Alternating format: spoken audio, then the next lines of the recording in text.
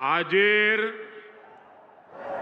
भव्य सभान संपूर्ण देशेती उपस्थित मार गोर भाई याडी भेण सेन जय सेवालाल जय सेवालाल।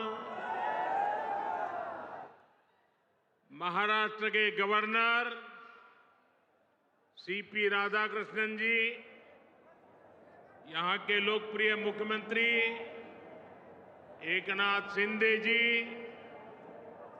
केंद्रीय मंत्रिमंडल के मेरे साथी शिवराज सिंह चौहान, राजीव रंजन सिंह, महाराष्ट्र के डिप्टी सीएम देवेंद्र फडणवीस, अजित पवार, केंद्र और राज्य सरकार के अन्य मंत्रीगण, सांसद, विधायक और यहां दूर दूर से आए हुए बंजारा समाज के मेरे भाई बहन, देश भर के किसान भाई बहन और अन्य सभी महानुभाव और महाराष्ट्र के मेरे भाइयों और बहनों, मैं वाशिम की इस पावन धरती से पोहरा देवी माता को प्रणाम करता हूं।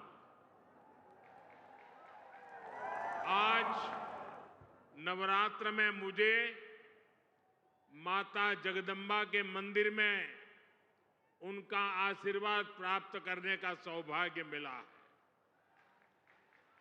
मैंने संत सेवालाल महाराज और संत रामराव महाराज जी की समाधि पर जाकर उनका आशीर्वाद भी लिया है।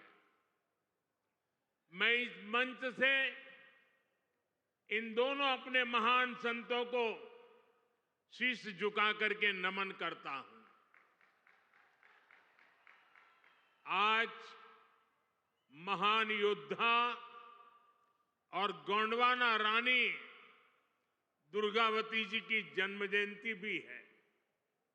पिछले वर्ष देश ने उनकी 500वीं जन्म जयंती मनाई थी।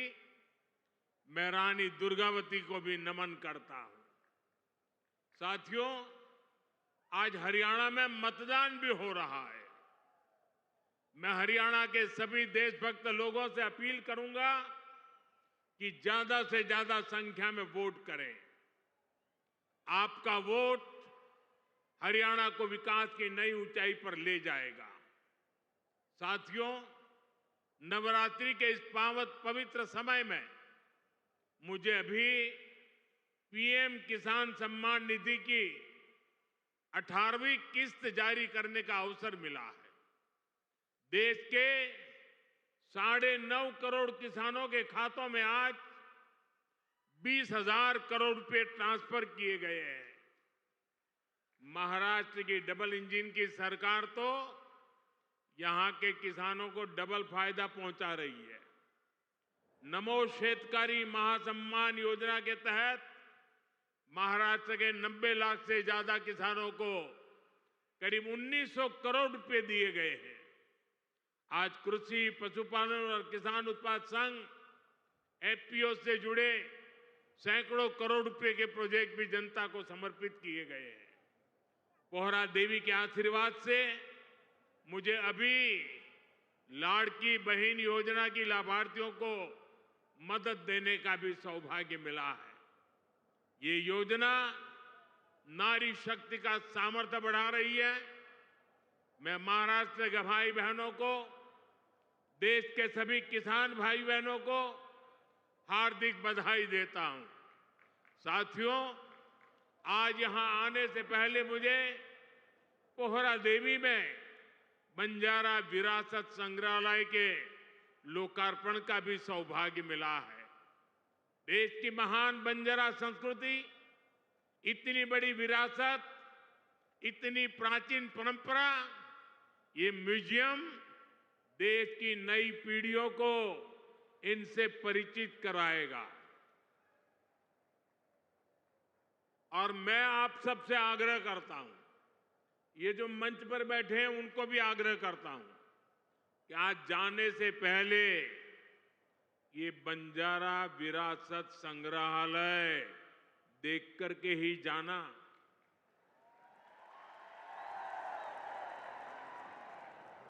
मैं देवेंद्र जी को बधाई देता हूं। इन्होंने पहली सरकार के समय जो संकल्पना की और इसने उत्तम तरीके से आज मैंने इसको बना हुआ देखा, मन को बहुत ही संतोष हुआ, आनंद हुआ।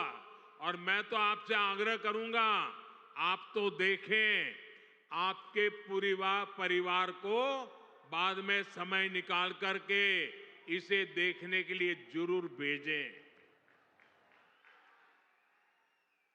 मैं अभी पोहरादेवी में बंजारा समुदाय के भी कुछ महानुभावों से मिलकर के आया। इस म्यूजियम के जरिए उनकी विरासत को जो पहचान मिली है, उसका संतोष और गर्व का भाव उनके चेहरों पर था। मैं आप सभी को बंजारा विरासत म्यूजियम की बधाई देता हूं। साथियों, जिसको किसी ने नहीं पूछा, उसको मोदी पूजता है। हमारे बंजारा समाज ने भारत के सामाजिक जीवन में, भारत की निर्माण यात्रा में बहुत बड़ी भूमिका निभाई है। कला, संस्कृति, आध्यात्म, राष्ट्र रक्षा, व्यापार, हर क्षेत्र में इस समाज के महापुरुषों ने, महान विभूतियों ने देश के लिए क्या कुछ नहीं किया। राजा लखी शाह बंजारा, उन्होंने विदेशी शासकों के कितने अत्याचार सहे, उन्होंने समाज की सेवा में अपना जीवन समर्पित कर दिया।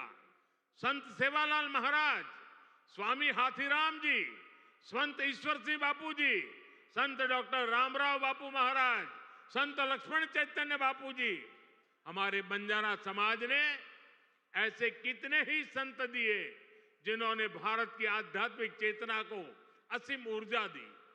पीढ़ी दर पीढ़ी, सैकड़ों हजारों वर्ष से समुदाय भारत की संस्कृति और परंपराओं को सहेजता और संवारता आया है। आजादी की लड़ाई के समय अंग्रेज सरकार ने इस पूरे समुदाय को ही अपराधी घोषित कर दिया था। लेकिन भाइयों बहनों, आजादी के बाद ये देश की जिम्मेदारी थी कि बंजारा समाज की चिंता करे, उन्हें सही सम्मान दे। और उस समय कांग्रेस की सरकारों ने क्या किया? कांग्रेस की नीतियों ने इस समाज को मुख्य धारा से काट कर रखा। आजादी के बाद कांग्रेस पार्टी पर जिस परिवार ने कब्जा किया, उसकी सोच शुरू से ही विदेशी रही है। अंग्रेजी हुकूमत की तरह ही ये कांग्रेसी परिवार भी दलित, पिछड़ा, आदिवासियों को अपने बराबर नहीं मानते। इन्हें लगता है भारत पर एक परिवार की ही हुकूमत रहनी चाहिए, क्योंकि अंग्रेज उन्हें ये हक देकर गए थे। इसलिए उन लोगों ने बंजारा समाज के प्रति हमेशा अपमानजनक रवैया बनाए रखा। साथियों, एनडीए की केंद्र सरकार ने ही गुमंतु, अर्धगुमंतु समुदाय के लिए कल्याण बोर्ड का गठन भी किया है। इस समाज के सांस्कृतिक पहचान को सही सम्मान मिले, इस दिशा में भी बीजेपी सरकार और एनडीए सरकारें लगातार काम कर रही है। विकास की गति तेज करने के लिए यहां राज्य सरकार ने संत सेवालाल महाराज बंजारा तांडा समृद्धि अभियान भी चलाया है। साथियों, हमारे इन प्रयासों के बीच आपको ये भी याद रखना है कि कांग्रेस और महाआघाड़ी का आपके प्रति क्या रवैया रहा है। जब फडणवीस जी मुख्यमंत्री थे, तब पहरा देवी तीर्थ क्षेत्र के विकास की योजना बनी थी। लेकिन बीच में महाआघाड़ी की सरकार आई और उन्होंने इस काम पर ब्रेक लगा दिया। पोहरा देवी तीर्थ क्षेत्र का विकास तब आगे बढ़ा जब महायुति शिंदे जी के नेतृत्व में फिर से यहां सरकार बनी। आज इस योजना पर 700 करोड़ रुपए खर्च किए जा रहे हैं। इस तीर्थ स्थल के विकास से भक्तों को आसानी होगी और आसपास के क्षेत्रों में विकास भी तेज होगा। भाइयों और बहनों, बीजेपी अपनी नीतियों से वंचित समाज को आगे बढ़ाना चाहती है, जबकि कांग्रेस सिर्फ लूटना जानती है। कांग्रेस गरीब को गरीब बनाकर रखना चाहती है।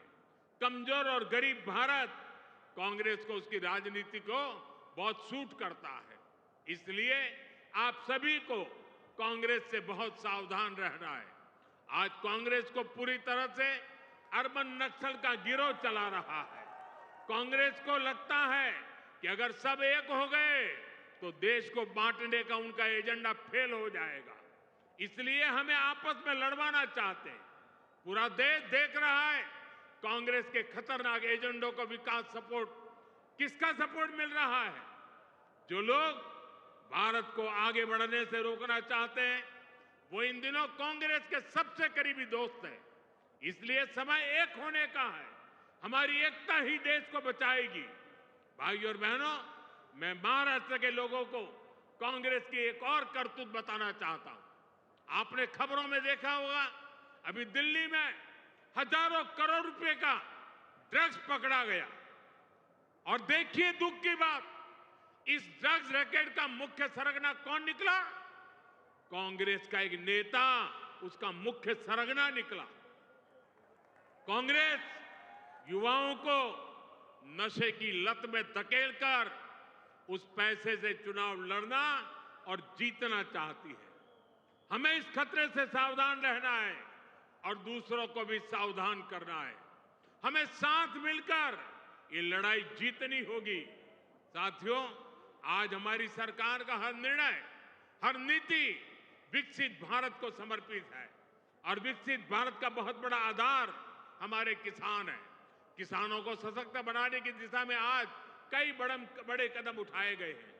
आज 9,200 किसान उत्पाद संघ एफपीओ देश को समर्पित किए गए हैं। अभी कृषि के लिए कई इंफ्रास्ट्रक्चर प्रोजेक्ट का भी लोकार्पण हुआ है। इनसे कृषि उत्पादों के स्टोरेज, प्रोसेसिंग और प्रबंधन की क्षमता बढ़ेगी। ये सारे प्रयास किसानों की आय बढ़ाने में मदद करेंगे। वैसे यहां महाराष्ट्र में तो किसानों को एनडीए सरकार में डबल फायदा हो रहा है। एकनाथ जी शिंदे की सरकार ने किसानों का बिजली बिल भी जीरो कर दिया है। आमच्या शेतकऱ्यांना विजेचे बिल मिळत आहेत त्यावर शून्य लिहिलेले आहे ना। साथियों, महाराष्ट्र के किसानों ने, विदर्भ के किसानों ने कई दशकों तक बड़े संकटों का सामना किया है। कांग्रेस और उसके साथियों की सरकारों ने किसानों को बदहाल और गरीब बनाने में कोई कोर कसर नहीं छोड़ी थी। यहां जब तक महाअघाड़ी की सरकार थी उसके दो ही एजेंडे थे। पहला, किसानों से जुड़ी परियोजनाओं को ठप करना। दूसरा, इन परियोजनाओं के पैसे में भ्रष्टाचार करना। हम केंद्र से महाराष्ट्र के किसानों के लिए पैसा भेजते थे, लेकिन महाअघाड़ी सरकार उसमें बंदर बांट करके खा जाती थी। कांग्रेस ने हमेशा किसानों का जीवन मुश्किल बनाया है। वो आज भी वही पुराना खेल खेल रही है। इसलिए कांग्रेस को पीएम किसान सम्मान निधि योजना पसंद नहीं आती। कांग्रेस इस योजना का मजाक उड़ाती है, किसानों को मिल रहे पैसों का विरोध करती है, क्योंकि किसानों के खातों में जा रहे पैसों से उनको जो कमाई करनी चाहिए, उनको जो कटकी करनी चाहिए, भ्रष्टाचार करना चाहिए, उसका अवसर नहीं रहा है। आज पड़ोसी राज्य कर्नाटका को देखिए, जैसे महाराष्ट्र में महायुति सरकार किसान सम्मान निधि के साथ अलग से पैसे देती है, ऐसे ही कर्नाटका में बीजेपी सरकार देती थी। यहां कर्नाटका के मेरे कई बंजारिया परिवार यहां आए हुए हैं, लेकिन जैसे ही कर्नाटका में कांग्रेस की सरकार आई, उन्होंने वो पैसा देना बंद कर दिया। वहां की कई सिंचाई परियोजनाओं से राज्य सरकार ने मुंह फेर लिया। कर्नाटका में कांग्रेस ने बीज की कीमतें भी बढ़ा दी। हर चुनाव से पहले कर्ज माफी का झूठा वादा कांग्रेस का पसंदीदा हथकंडा है।